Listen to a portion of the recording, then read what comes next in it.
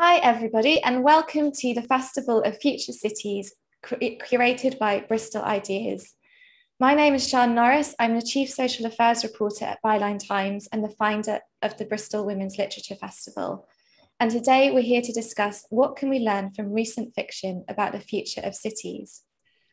Before we kick off, we've got lots and lots of really exciting events as part of the festival, both in person and online. So to make sure you're up to date with everything that's happening, please sign up to our newsletter and follow us on social media. So we have an absolutely fantastic panel with us today, all who've written really fascinating and interesting novels about cities, about the climate crisis, about community, about how we relate to one another. First up, we've got Oana Aristide. Oana was born in Transylvania to parents of Romanian, Greek and Yemeni background. After the fall of communism, the family emigrated to Sweden. She has worked in the City of London as a macroeconomist and as an advisor to the Romanian Prime Minister. But since 2018, she's lived on a Greek island, converting a heritage villa into a hotel. And her novel is called Under the Blue. We're also joined by Thomas McMullan, who's a writer, critic and journalist. And his work has appeared in publications including The Guardian, Observer, The Times Literary Supplement, Frieze and BBC News, as well as 3am magazine, Lighthouse and Best British Short Stories. He has worked with visual artists, game studios and theatre companies in London, Amsterdam, Beijing and Los Angeles. And his latest book is called The Last Good Man. And finally, we are joined by Rosa Rankin-Gee, who's the author of Dreamland. Her first novel, The Last Kings of Sark, won Shakespeare and Company's Paris Literary Prize, and her work has appeared in The Guardian, Vogue, Paris Review and Esquire, among other places. So all of your novels really engage with the kind of near future or a sort of alternative vision of today, and really think about all sorts of issues that range from asylum to housing, to nuclear power, to the climate crisis, to pandemics, all of these things that suddenly feel very, very present in our lives and things that we're all grappling with. And of course, fiction is such an important place to have those discussions because they make us reflect on what it is going on and how we're relating to the crises we're living through. So Rosa, I was really hoping to start with you because there's so many different aspects to the various crises we're living through in Dreamland. You look at housing and asylum and the climate crisis. And I was wondering, how did you approach all these very big picture issues when you were writing the novel? Like, what was your research process and why did you decide to explore these things in fiction? Yeah, a great question. Sorry, the sheer panic of going first, so basically the premise of Dreamland, it sounds kind of dystopian. A young mother with her two children are paid a cash grant to leave London, which they can no longer afford, to move to the seaside town of Margate. And when they get there, this is Margate in the near future, sea levels are rising, there are blackouts. This sounds very dystopian, but as you kind of mentioned with all of our novels, they are set in kind of close to home, close to the bone futures. And so much of Dreamland didn't require that much imagination because it's really based on social policies which are currently in place. So, for example, with the housing crisis in 2016, 500 families a week were being shipped out of London to either its edges or to hundreds of miles away, sometimes given 24 hours to make the choice to go. I go into this in greater detail in the author's note, but yeah, it's an interesting. I think that point about how do you tackle these big concepts without, I have no desire to be didactic or kind of really polemic in that way. So I'm really interested in an intensely kind of personal experience of these bigger political ideas. So we really travel with Chance, who's the narrator, who's 7 when the book starts out, and we go through her life. And yeah, in the broader sense, in terms of those themes, it really is how that current, very real housing crisis that we're experiencing now, how that will intersect with like a growing climate crisis. So that's the kind of, that's what I'd say to that. She says very inarticulately. But I think there's two things that I wanted to pick up on. The first is that it kind of always reminded me of what Margaret Atwood said about The Handmaid's Tale. Nothing in that book was made up. Everything that she described as happening to women was happening to women somewhere in the world. And yeah, we can kind of read these novels and go like, oh my gosh, there's, as you say, blackouts, rising sea levels, this sort of strange world that we're thrown into, but it's so close to ours. And also this idea of using fiction, so taking a character and making it personal. And I was wondering, like, how did you approach kind of Chance's narrative voice and using her to sort of explore these issues, but making it a personal family story? Yeah, on that front too, like with the author's note, it used to just be one line at the beginning of the book, and I realized that I realized how important it was to go into greater detail, because I do think when we're in the mode of reading fiction, we can kind of sideline things into, well, this is made up. But I really wanted to articulate at the end how much was not made up and was just really based on truth. In terms of Chance's voice, I really enjoyed being in her head, kind of working out where she was hard, where she was soft. She hasn't had any formal, she's very smart. She hasn't had any formal education. And I think it's really fun to, it's fun to, I enjoy, like, the dialogue's one of the most important parts for me of writing, and I think that's a really interesting way of how do you avoid kind of exposition, how do you avoid those tropes of dystopia, because I think, you know, sometimes, like, there are these categories and divides between, like, say, sci-fi or dystopia and literary fiction, which I think is completely pointless. And sometimes when literary fiction writers come to approach dystopia without having read any kind of works, they just tend to replicate lots of tropes with, you know, the capitalized event has happened, and I really wanted to avoid that and make it kind of like closer to what I think it would really be like. So what I was trying to say about dialogue is that it's kind of, I love people not knowing exactly what to focus on, so there'll always be a kind of personal thing that comes in to kind of interrupt what might be an expository moment, if that makes sense. I don't know if I've expressed that well, but rather than, I'm just so fearful of it that I kind of try and, like, interrupt myself with it all the time. I don't know if it works, but I really wanted to kind of avoid, just try and write it in a fresh way, which all of you guys do too. So it's really great to be on the same panel. I think that's something that really comes through in all of the novels is, you know, you're writing about these big issues, you're taking the reader into this sort of new setting, but ultimately you've got family, you've got friendship, you've got falling in love, you've got attraction. All of these things, all of these human experiences are going to happen whether the sea is rising or not, and how we relate to each other has to kind of continue even when disaster's happening.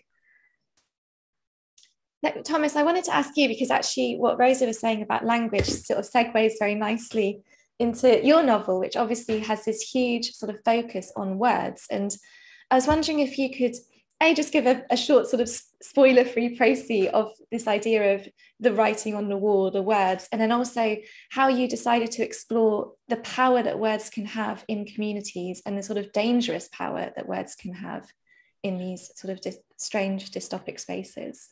Yeah, well, okay, so the novel is set in a village in Dartmoor, a kind of unnamed village, and kind of main character Duncan Peck is kind of traveling from the city to this village, and the city, you don't get much of what the city is happening, everything, but it seems like it's not a great place, but also it's a place that's kind of running low. It seems to be kind of working on the remnants of stuff rather than any type of kind of forward growth. To this kind of fantasy in some ways of community of the kind of village, the kind of English village, where his cousin is. But in this village, which is a kind of isolated, self-contained community, there is this kind of wall, this kind of strange structure that essentially the villagers write kind of anonymously about each other on, it's used as a kind of notice board, like, glasses found or kind of cat for sale. But people also write accusations about each other, and the kind of key thing is that is generally acted on, so that this is kind of taken as to a degree of truth, and it's seen kind of important, I guess, when we're talking about words and language, that it's the putting it into language and putting it into kind of testimony that is the important act. So that's the thing that is seen as kind of making that act real, and that's kind of acted on. And I guess I wanted, like, the village, or this kind of Dartmoor setting, it's a place where I think it's like the connections between words, and it feels like everything's kind of clinging on to a sense of meaning. And I think, for me at least, part of the kind of point of the wall is this: it's a way to anchor. It's like in this kind of slightly desperate anchoring of meaning to language, in a place where it feels like it's kind of unanchored. I don't know if that answers your question at all. Is that? It's so interesting. And I know, like, when I was reading the notes in the press release that came with the book, that there was a connection to China and your trip to China. I was wondering if you could share that, because it's really fascinating sort of origin story, as it were, of the novel. Yeah. So I used to live in China. I was teaching at a university there, and I kind of became aware of this really, fascinating practice during, I think it has a long history in China, but during the Cultural Revolution, I think, is when it's most most kind of spoken about, which is this this idea of, I think it's Dazhibao, which is like big character posters, and essentially it would be this a kind of democratic form of free expression where people would essentially would be encouraged to put stuff on kind of public walls, literal kind of public walls, about members of the community. And it kind of ended up, in quite a dark place. People essentially using, I think, this kind of platform as a way to settle old schools. So it's really interesting because it ties into this this very ancient idea of like neighbors keeping an eye on each other, and kind of, just because, I don't know, my brother, he did something to my brother, so then that's gonna play out in this kind of other space, this kind of written space, and that was quite a kind of dark moment in history in a lot of ways. There's, I think there's a famous example of a school teacher who was kind of accused of being kind of anti-revolutionary, and then was kind of beaten to death by her own students, and so that, so that there was obviously, there's a lot of badness that went with that. But I thought it was a really interesting idea. And obviously that's just the Chinese example is one, but, you've got the kind of Venetian letterboxes are a very famous thing where people would kind of post kind of anonymous accusations about other people, and, just generic ideas of graffiti, or kind of this kind of writing in public spaces, I think, is very, it's kind of throughout human history, and it's taken various forms. And I guess it's the power again of being named and having kind of a name put up.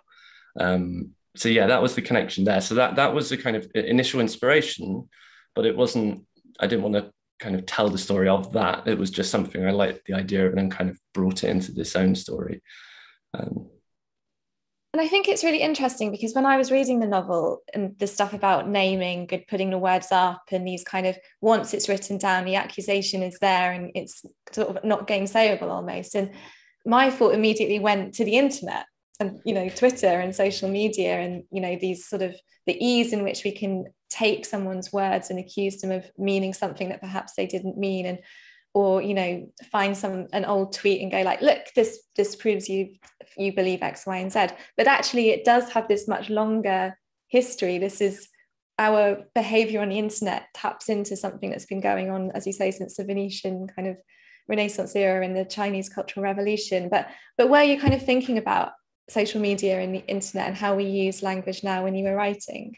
Yeah, no, it's a great question. I think, a lot of people have talked about the novel in terms of cancel culture, which wasn't really a term when I was writing the novel. So it's always interesting, just all these questions about talking about current things at the moment, because, this is 8 years I was kind of putting this together and trying to get it published. So a lot of the kind of very contemporary stuff wasn't so much then. But what I was, I think, whether we call it cancel culture or something else, is I think it's interesting how it's part of this wider shift of changes around discourse that are largely brought about by the internet. And that's everything from the kind of whole fake news thing to kind of populism to to even 24-hour news cycles. I think the kind of pace and speed of and access to information and media in a more general sense, not just social media, but kind of more traditional media, is definitely something that I had in mind.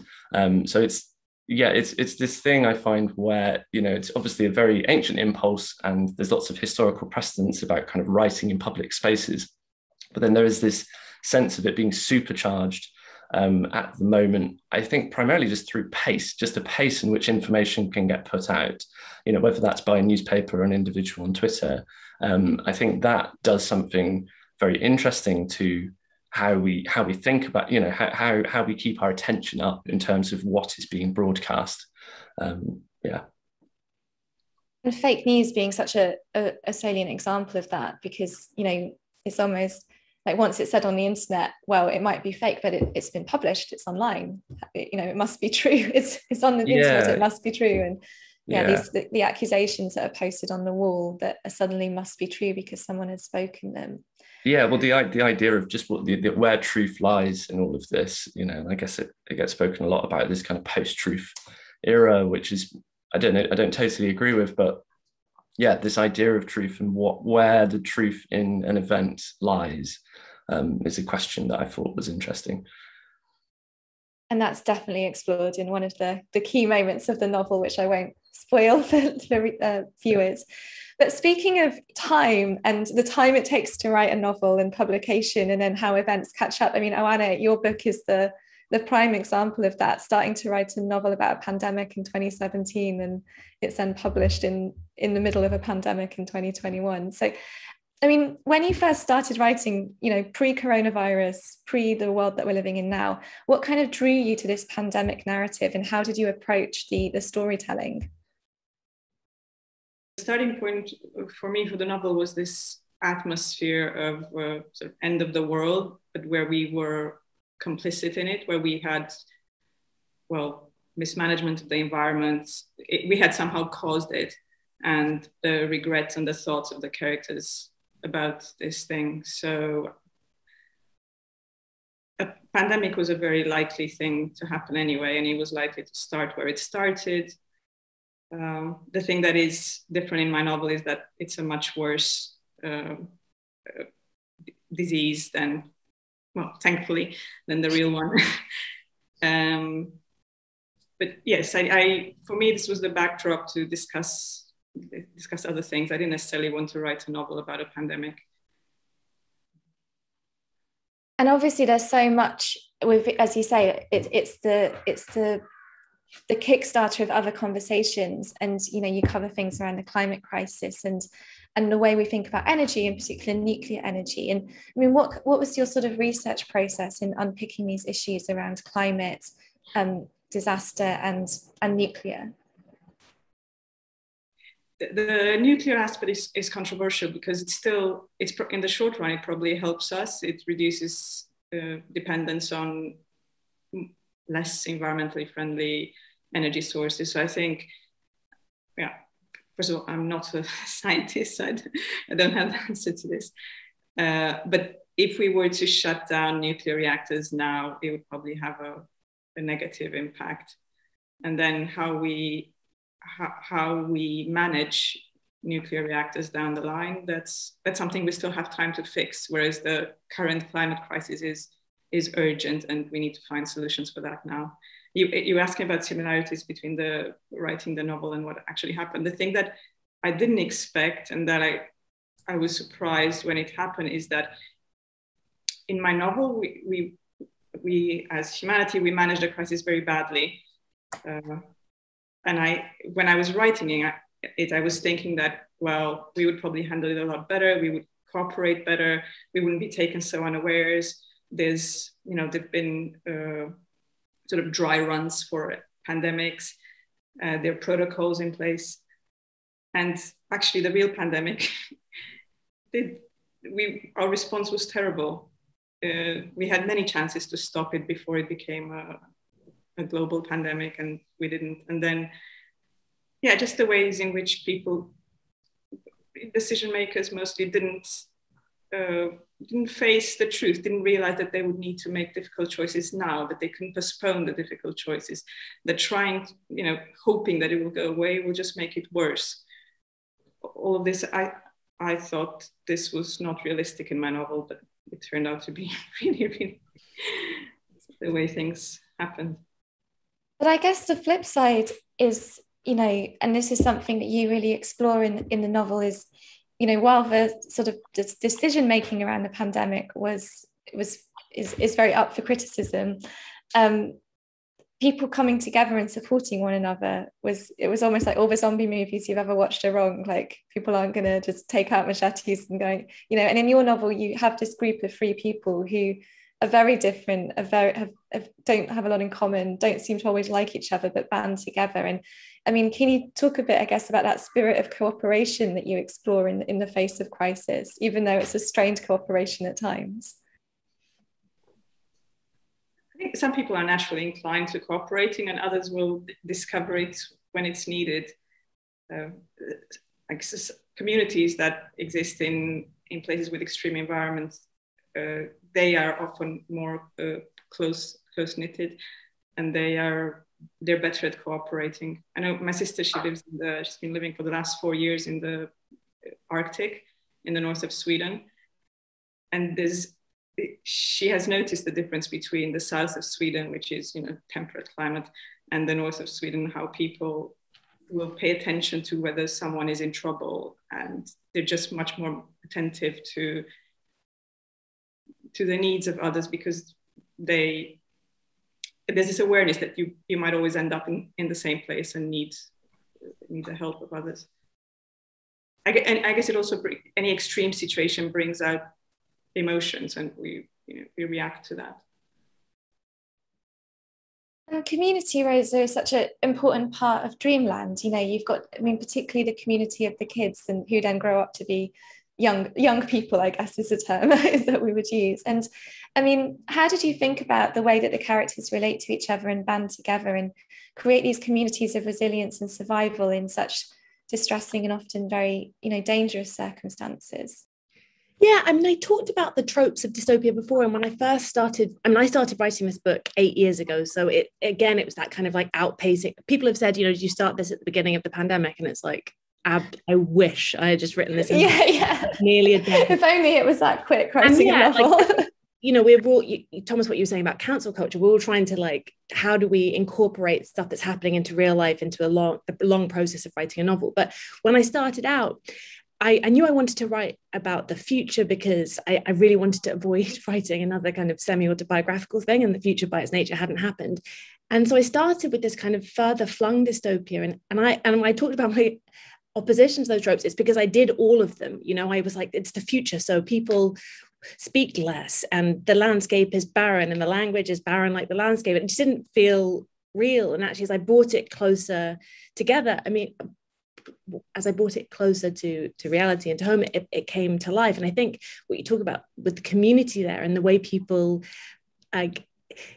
don't talk less when things are going badly. They talk more. We have gallows humor. We we fall in love. Everything's heightened rather than kind of empty. And I think I've said this before, but I really love a far-flung, distant, post-apocalyptic novel. But what I'm really interested in is the period, and I think it's a very long period before hope runs out, and where hope is the last thing out of Pandora's box. It's a dangerous thing too, to kind of have that hope. But I think that I think within a dystopian landscape, I do have a utopian sense of how communities, families, lovers help each other predominantly for the vast majority of time, much more so than the machetes coming out. I'm of that belief too, I think. And there's such vivid descriptions of the kids running around and sort of owning Dreamland and sort of taking over. And even in this awful situation, they've got that spark, they've got that life, and finding ways to survive, which is really joyful, even though it's a lot of darkness at the same time. And I think beauties are really important. I think we talk about heightened senses and heightened love and all that, but I think I think, it's set by the sea. And at first, when I was writing it, I had my eye, you can put different lenses on, and I was really just, my eye was trained on elements, and there are already an abundance of them on the British seaside of things which feel dystopian. But it did, again, feel more authentic to me and realer when I could put the beauty back in. And there's a huge beauty that, the sea level might be rising, and it will be a destructive and awful force, but there will still be days where a hot sun is on the sea, and that will be beautiful. So I think both of those things coexist, and that does kind of speak to the teetering reality of what it is to be on the British seaside, which is these like hard days and holidays, this kind of constant balance between the two of exuberance and austerity and like devastation and precariousness, being so close to a force like the ocean. And Thomas, in your novel, it sort of feels like the dream community turned nightmare, and this idea of escaping the city and coming to a village, and it'll be this sort of soft, loving place and a calm place, all these sort of stereotypical ideas we have about British villages that we've got from ITV after Sunday afternoon dramas. But actually you sort of turn that on its head, and were you sort of interested in undermining our ideas about what good communities are, and how things can turn to darkness quite quickly? I guess so. It's interesting now, particularly kind of talking about cities as well, this kind of exodus from cities. I think right now we're all feeling that there's this kind of pull of, life outside of the city. And it's interesting now, I think, the associations of cities as sick places, and the kind of this wider kind of more landscape around me is this kind of healthy place. And, some very, again, like traditional ideas of health versus kind of urban sickness around the pandemic now. But this idea of, I was just really struck by what Oana was saying there about in different areas of Sweden, this kind of the people looking out for each other in areas where there's more kind of isolation. I guess maybe it's the same, it's like the opposite side of the same coin, where it feels like there's also a kind of self-preservation aspect of that. And it's, if the kind of community is an organism, it kind of policing itself in a way. So what could be taken as kindness and watching is also a kind of surveillance and a watching. And a kind of touch point for me was Beowulf. And I really love in Beowulf the kind of monsters there, because they're I like the reading, at least, that they're kind of like manifestations of a kind of sickness in a community, or what a perceived sickness. So that, Grendel is this this kind of man, but is kind of wrong somehow, and then the community kind of wants to know about that and get rid of him, which is a reading that's quite sympathetic to Grendel. But I like that idea that, what could be taken as kind of kindness and a kind of generosity is very closely connected to this kind of this surveillance as well, and this kind of act of self-preservation, as well as a kind of altruistic kind of niceness. So I don't know. It's not necessarily that it's the idea of that community ideal turning on its head, but it's, I guess, the kind of mechanisms going on underneath that are kind of exposed a little bit more, if that makes sense. Yeah, and the duality of it, as you say, the good can also, it has a shadow. Yeah, the shadow of watching out and actually just watching. And And Oana, I wanted to ask you, because one of the threads running through the novel is this sort of the AI technology thread of the people in is it in the Antarctic or the Arctic? I've got confused because of where your sister is. And kind of this idea of how do we think about human knowledge and collect human knowledge. And I mean, without kind of giving away spoilers, I was just wondering if you could kind of explore that aspect of the novel and why you were interested in this kind of artificial intelligence and how we think about technology and knowledge. So one of the three characters in that narrative strand is an AI that two researchers are training to eventually be able to predict crises that humanity will face. And they're feeding him all the knowledge that humanity holds over time, and testing him over other time periods in the hope of eventually being able to predict major problems. to me, the starting point for me here was this idea that an all-knowing AI that does actually possess intelligence in the sense that we think of intelligence, that it would act like a human being. That I'm not saying that it would act the way, Rosa mentioned the sci-fi tropes of the AI gone bad, so I wasn't interested in exploring that either. But I doubt that. I think there's something of wishful thinking when we believe that someone like God would agree with us on what we're doing. And I wanted to explore the ways in which the actual AI and our idea of an AI diverge.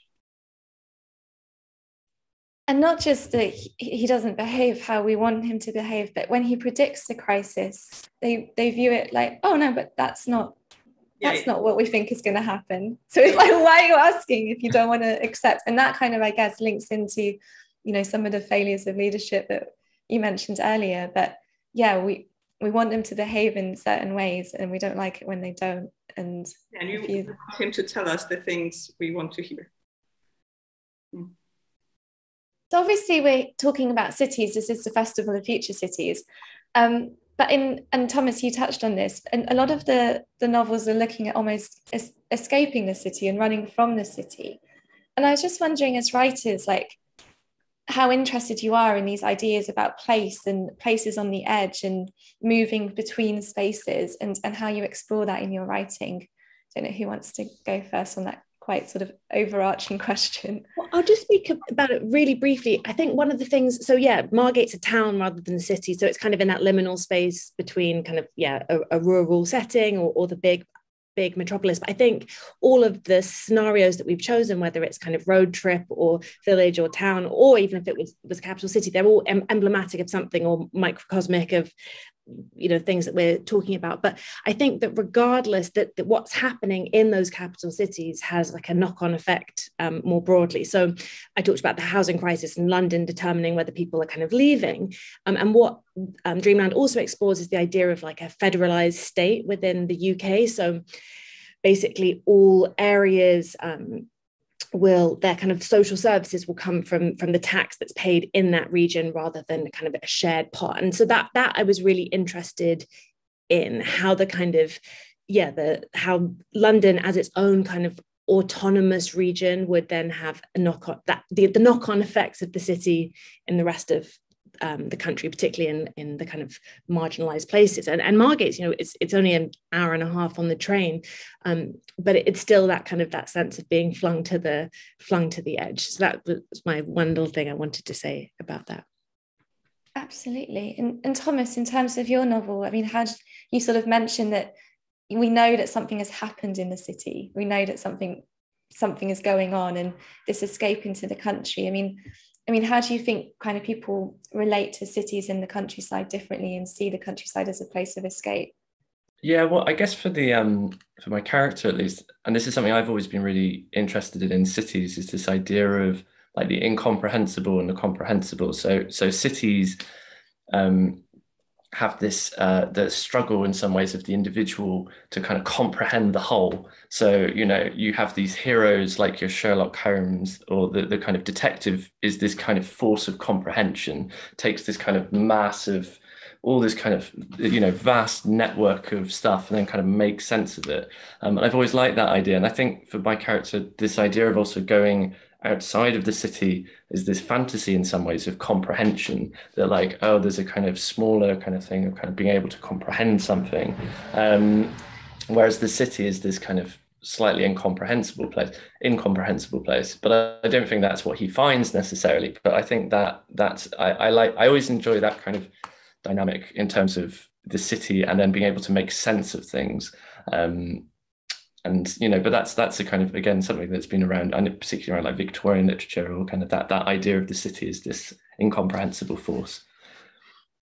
And also the disruptive stranger, isn't it, that comes into the community and creates havoc. But I love those stories. I love those narratives of the outsider. And Oana, I mean, obviously your novel takes us through so many different landscapes. Like we go from London to Devon to France to Turkey. And I mean, how did you think about writing these places? Like, how did did you draw on your own experiences of traveling through these sort of city and rural landscapes, or was it very much a process of imagination and building up these images?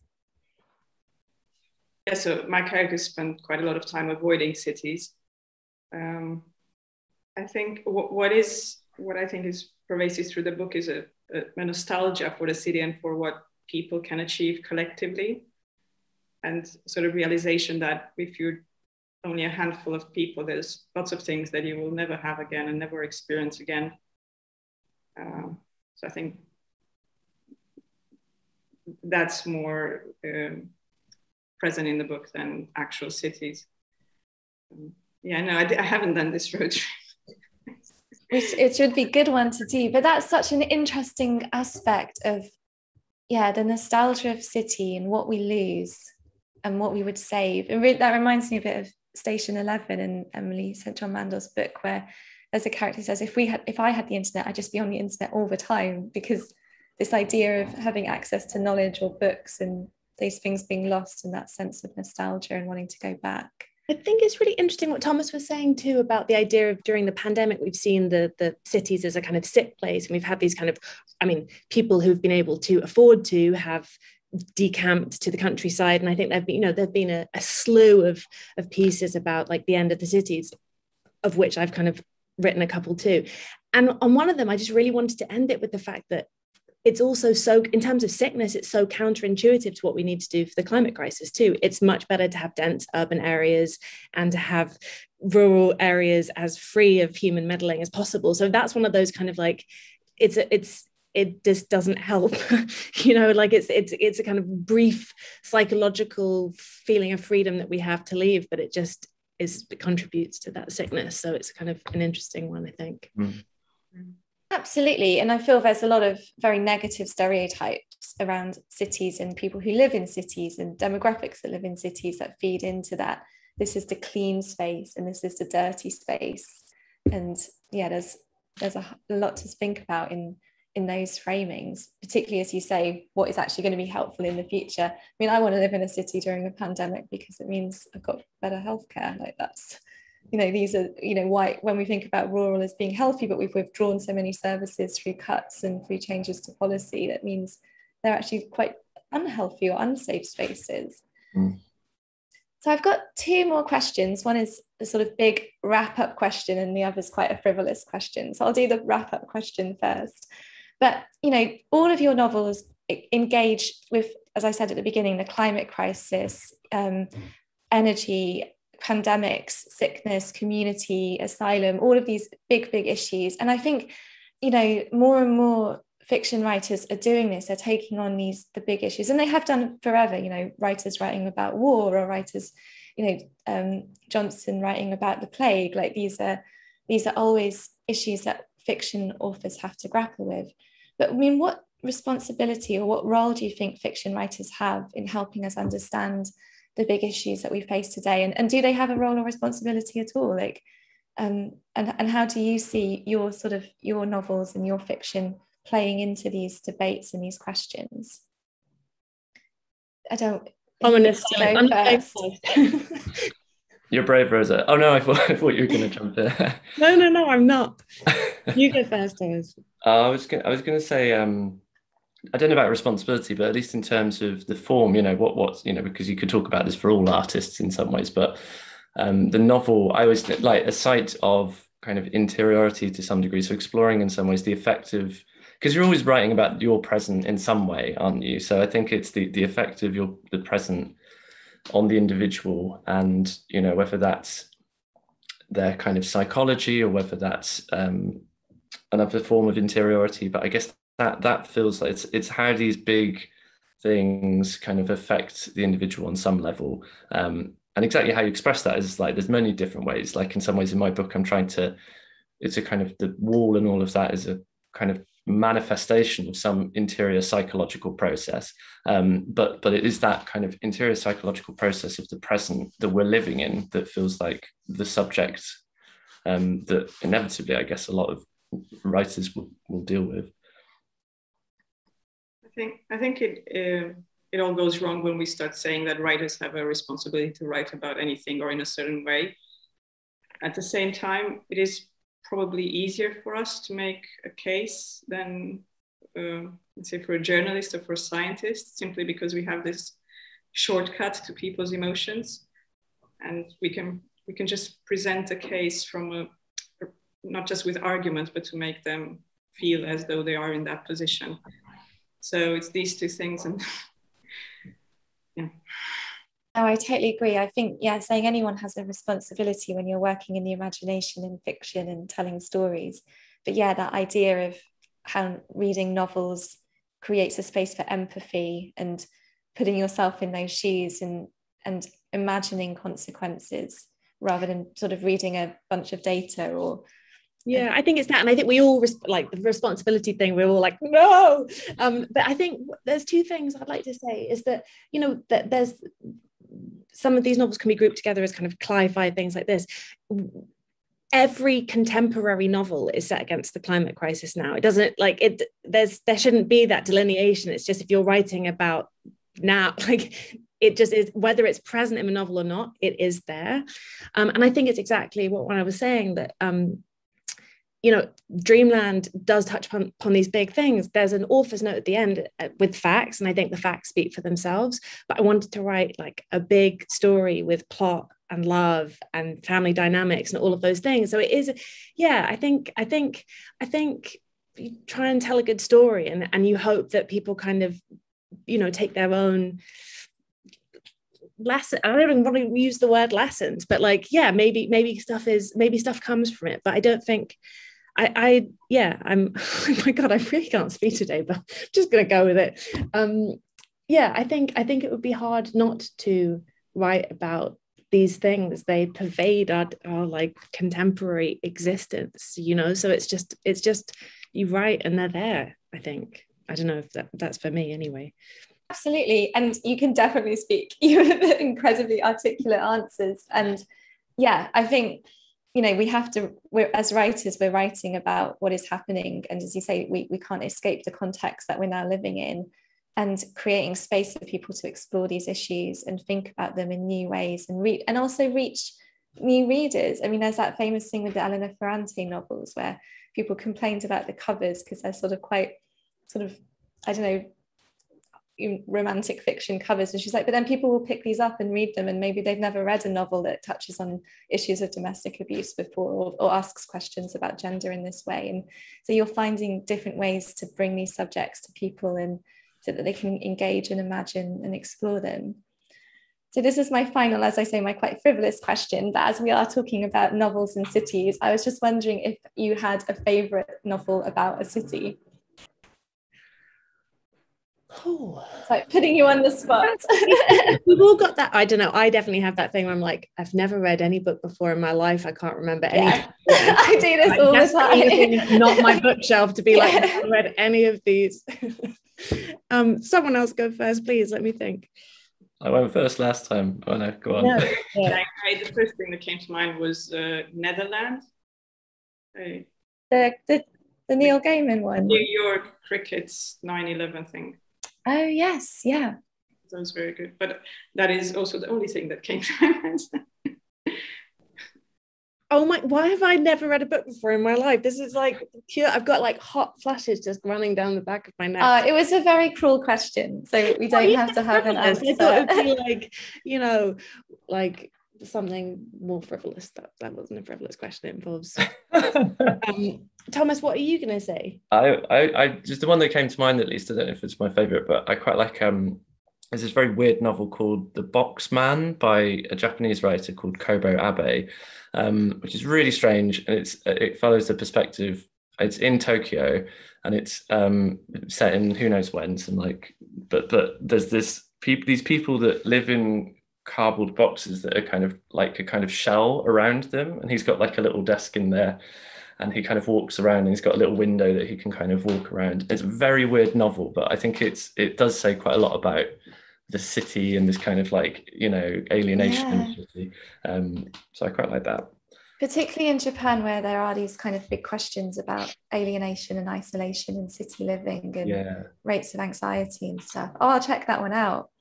On that theme then of like alienation and isolation, I will go with Tessa Moshfegh, My Year of Rest and Relaxation, because it's a superb novel anyway. And it's kind of ironic to bring it up because she's mostly isolated, alone in her room, but somehow the experience of being in the city and being in the world kind of shines through that. And even her kind of half forgotten runs to the bodega, just kind of, you get these like glimpses of the city which are enough to kind of bring it to life. Absolutely. No, that's a great novel. And yeah, I mean, it can only be set in New York, that novel. Exactly. And even though it could be set in a room. And then the history of the city obviously kind of comes through towards the end as well. So yeah. Is Savannah a city? Huh? Savannah. There's a book called Midnight in the Garden of Good and Evil. But it's more of it's a town, really. No, it's not a city. Just Google Savannah city. Yeah, Savannah. I just remember there was like a very cheesy 90s soap called Savannah years and years ago. That I think my grandparents used to watch it. So it seems like a city to me. What's your favourite one? Oh yeah, Sean, what's your favourite one? Like, wasn't supposed to be turned around. I think recently ones I've really enjoyed about cities are obviously Your Three Books and Hot Stew by Fiona Mosley, which is about gentrification in London. That was great. And I just read a book called Other People's Clothes, and I've completely forgotten the name of the author, but that is set in Berlin. But in a classical sense, I think Paris, France by Gertrude Stein, which is about living in Paris and the rest of France, and has all the wonderful Steinisms, a lot of things about hats and French women wearing hats. And brilliant. So yeah. Well, thank you so much. It's absolutely brilliant discussion. And I want to go back and read the novels again after this conversation and sort of think more deeply about lots of the issues that you raise. And I think it's such an exciting time to be writing fiction about place and people and how we relate to the world around us. For our viewers who are watching, please don't forget to go and buy the books. We've got Under the Blue by Oana Aristide, The Last Good Man by Thomas McMullan, and Dreamland by Rosa Rankin-Gee. And you can buy them from our partners at Waterstones. And please don't forget to sign up to our mailing list and to follow us on social media so that you can come to many, many more events like this, both live and online. But all that remains to say is a huge, huge thank you to our panel. It's been a really fascinating and great discussion, and I'm really glad you could be part of it. And I hope, we'll see you in Bristol in real life at some point soon. Thank you. Thank you so much. Thank you, Sean. It's a pleasure. And lovely to meet you guys too.